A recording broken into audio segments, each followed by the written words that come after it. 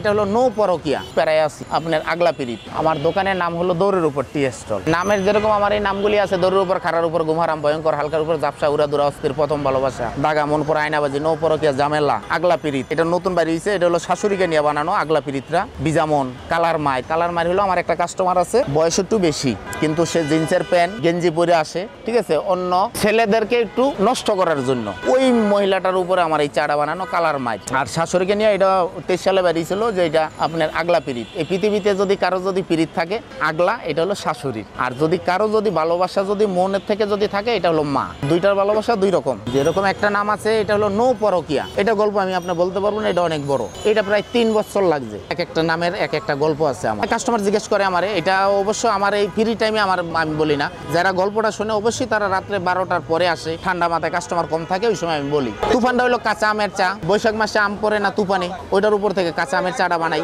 জীবনটা তেজপাতা, আমি কাঁচা তেজপাতা দিয়ে বানাই। এটারও একটা গল্প আছে, এটা অনেক সময় লাগে গল্পটা। জীবনটা তেজপাতা, একবার সবকিছু শেষে লাস্টে ধরেন গিয়া তেজপাতা। এটার একটা গল্প আছে। এটা হলো প্রথম ভালোবাসা। এটা হলো 2টা কালার। প্রথমে এই 4 কালারটা তিতা হয়, পরে হয় মিষ্টি। যেই কোনো কাজে প্রথম তিতা ভালো, পরে মিষ্টি। আর প্রথম যদি মিষ্টি হয়, তাহলে কোনো লোক ওই তিতাটা খাওয়ার জন্য আর পিছে পিছে করবে না। তিতাটা খায়া মিষ্টিটার আশায় অনেকক্ষণ অপেক্ষায় থাকে যে আরে ভাই পামু তো সামনে। ওইটার উপর প্রথম ভালোবাসা, এটারও গল্প আছে। প্রথম দেখা গেল যে আমি এমনি চা বিক্রি করতাম, কিন্তু আপনার নামগুলি আমি দিতাম না। এই 1-2 পদের চা বিক্রি করতাম, 1-2 পদের চা বিক্রি করতাম। পরবর্তীতে যে আপনি আমার 3-4 জন কাস্টমার দ্বারা কথা বলতেছে, ওরা বললো যে দোস্ত খুব প্যারায় আছি। তখন আমার এই মাথাটা ঢুকলো যে এই নামের উপর একটা চা বানাবো। প্যারাটা কিভাবে হবে? প্যারাটা আমি বানাই আমরা আপনি যদি ধরেন গিয়া 10 টাকা দা কিনেন, খাইবেন মজাই, কিন্তু লাস্টে বিসিটা থাকে। এটা চাবাই খাইতে গেলে গালিগুলি চিল্লা যায় না? এটা একটা আলাদা প্যারা না? এটার উপরে আমার ওই নামটা হলো প্যারা। তারপরে একটা আছে ঝামেলা। ঝামেলাটা হলো আপনার চালটা দিয়া বানাই। চা বানাইলাম, এটার স্বাস্থ্য হয় আমার, এটার এক ঝামেলা। আপনি চা খাওয়ার পরে আমার থেকে 1 টাইম চা মিস চাইবেন, এটা আরেক ঝামেলা। চা খাইলেন, লাস্টে চাবাই খাইবেন, এটা আরেক ঝামেলা। এটার উপরে নাম হলো ঝামেলা। না খাই টাল একটা নাম। এটা আমার বাইর করার কারণ হলো, আমি আপনার বলি, এটা শর্টকাটে বলি, ধরেন আমি নিশা করি, আমি কি খায়া টাল হবো না খায়া টাল হবো? না খায়া টাল হয় মানুষ, খায়া কলিম কোনো মানুষ টাল হয় না।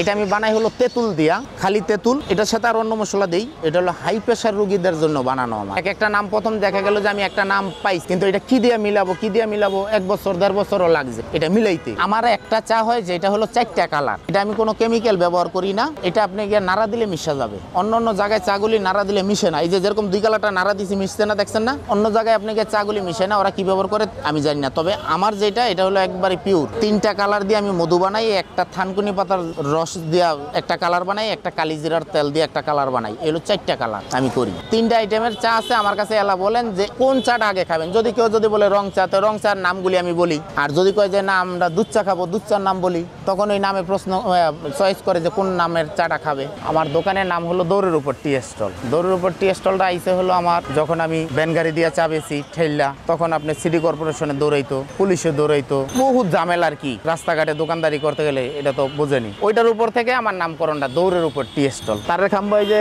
মাপ দিতে আইসা আমার দোকানে মাঝখানে পড়ছে। লাস্টে বললাম যে তারের খাম্বা তুই আমার ছাড়লি না। এরপর থেকে আমার দোকানের নাম দৌড়ের উপর টি স্টলটা দিয়েছি আর কি।